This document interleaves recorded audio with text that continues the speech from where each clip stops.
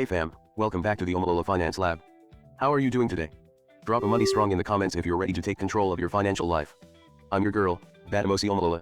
And today, I'm pulling back the curtain on what's really keeping most people broke. And how to break free. Fast.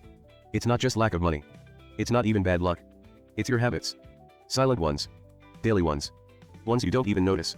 But they're draining your account, stealing your future, and keeping you in the cycle. And here's the twist: most of these habits feel comfortable, even harmless, at first.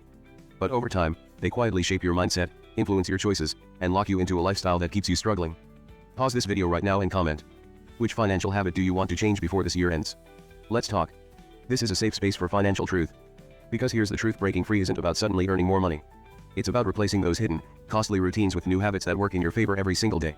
It's the small, consistent moves: saving before spending, learning before investing, choosing value over status, that stack up over months and years into real financial freedom. Stick with me till the end. I'll reveal the number one silent mistake that's keeping smart people broke worldwide.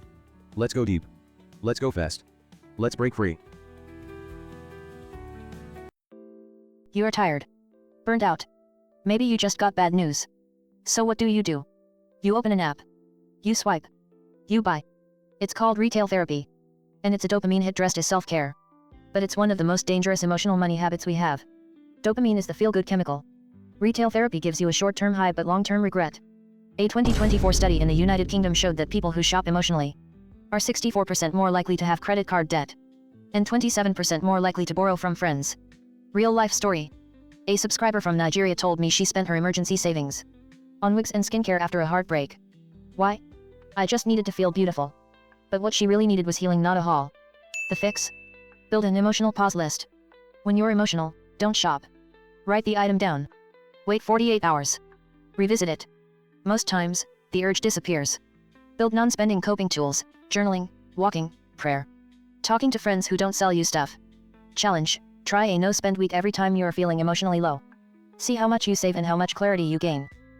Next up, how scrolling Instagram could be silently stealing thousands from your wallet. Let's talk about scrolling. You open TikTok or Instagram, just for 5 minutes. But suddenly you're seeing 20 things you never knew you needed. And your bank account is screaming for help.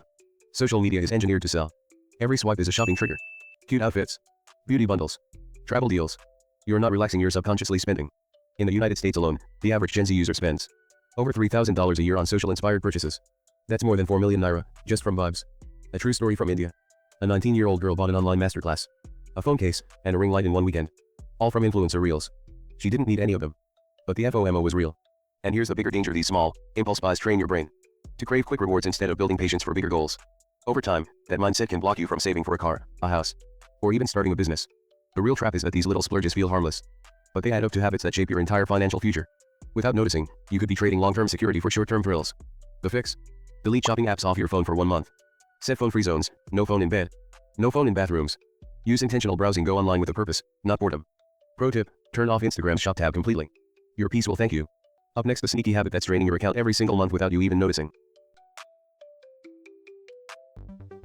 You signed up for Canva Pro, then Netflix, then that language course you never opened, then Spotify Premium, and now your bank account looks like Swiss cheese. Subscriptions are the ultimate silent wallet killer. The average person pays for 7 or more subscriptions, but only uses 2. In Nigeria, add DSTV. In the United Kingdom, add lifestyle inflation. In the United States, hello Apple, Adobe, and Disney Plus. A guy from Kenya DM'd me and said, I checked my account. I was losing 18,000 naira every month on apps I hadn't touched in 6 months. It's called micro drainage. 1,500 naira here, 2,000 naira there. It adds up to tens or even hundreds of thousands yearly. And the scary part? Most people forget they're even paying until their card declines for something important. The fix? Monthly money check-in: open your mobile banking app, list all auto payments. Cancel what no longer brings real value. Replace paid tools with free versions. Pro tip: label your subscriptions in a spreadsheet and review every 60 days. It's not about being cheap, it's about being intentional. Next, the one habit most people hate, but it's the difference between broke and wealthy. Budgeting isn't hard. It's honesty in numbers. But many people avoid it because they've convinced themselves, I hate math. It's boring. I'll figure it out later. That's a lie. What you're really doing is choosing confusion over control. The number one reason people overspend is not knowing what they earn versus what they spend. In the United Kingdom, over 41% of young adults say they don't track their money. In Nigeria, many run out of money mid-month not because they're careless, but because they don't plan. One subscriber from India told me, "I earn well, but I'm always broke. I finally did a 30-day money tracker. Turns out I spent 6,000 rupees on chai and snacks." The fix? Use the 3-bucket system: needs, wants, savings. Track expenses weekly even if it's just pen and paper. Use simple apps like Good Budget, or your phone notes. And if you feel overwhelmed at the start, begin small. Track just 3 categories: food, transport, and 1 personal expense. Once you see the numbers clearly, making better choices feels natural, almost automatic. Over time, you'll wonder how you ever managed without this clarity. Remember, budgeting equals freedom, not restriction. Coming up, the mindset killer your friends are passing on to you without even knowing it.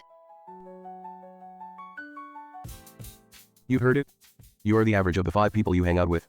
So, if your friends spend like millionaires but earn like hustlers, if every Friday night is about flexing, not saving, then guess what? You're absorbing their money mindset like Wi-Fi.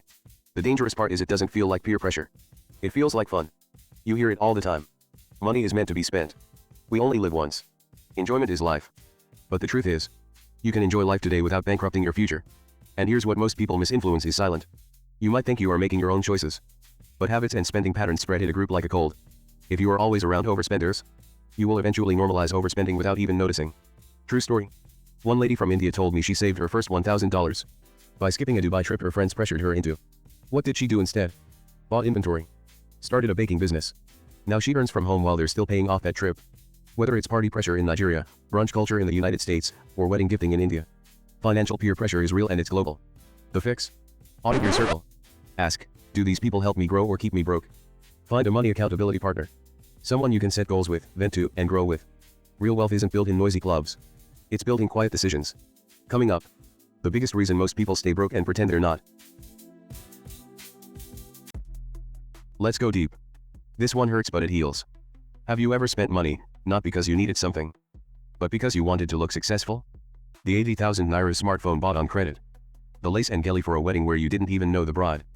That designer belt, for a photo you only posted once. It's called identity spending. And it's a global trap. In the United Kingdom, it's called lifestyle inflation. In Nigeria, it's packaging. In India, it's is it or keeping family honor. In the United States, it's keeping up with the Joneses. But everywhere, it's broke behavior disguised as self-worth. A subscriber once said, "I don't want to look poor. People treat you differently." And she's right. Here's the danger: the more you spend to look rich, the more you trap yourself in a cycle that's hard to break. You start working just to pay for the image, not the life you truly want. That's not freedom, that's a costume you rent every month. But you know what's worse? Looking rich while sinking in debt and anxiety. The fix? Separate image from impact. Use your money to build things no one sees. Skills. Savings. Assets. Peace of mind. Practice digital silence. You don't have to post everything you buy. Power line. You don't need to look rich. You need to be free. In 30 seconds, I'll share one story of a viewer who broke free, and how one tiny ship changed everything. Meet Sarah. She was one of us. Real. Struggling. Smart but stuck. No budget. Constant Instagram scrolling. Impulse buying. Always borrowing small amounts before payday. She said, "Oh Malala, I felt like I was working hard, but never catching up." Then, she watched one of our videos. She took one small step. She downloaded a calculator app, started tracking her money once a week. No spreadsheet. No guru talk. Just clarity. In 30 days, she saved 75,000 naira. She stopped borrowing. She slept better. She started dreaming again. One shift. One habit. One decision to stop being broke in secret. And here is the truth most people never hear: it is never about how much you make, but about how much you decide to keep. Even a small, consistent saving habit builds power, peace, and choices over time. This is not magic. It's intention. Comment below. Which habit are you going to break first? I want to know. I want to reply to you. I want to help. These habits? They're small. Silent. But they're stealing your future. Today you saw them. Now you get to break them. Comment right now, which habit hit you hardest? Retail therapy? Social scrolling? Subscriptions? Trying to look rich? This channel is a community, we're in this together. Smash that like button. Tap subscribe. Hit the bell and choose all. Remember, one small step starts big change. Check the playlist for short videos that dig deeper into these habits. Tiny habits can keep you broke, but tiny changes, practiced with courage, can set you free. You got this. We got you.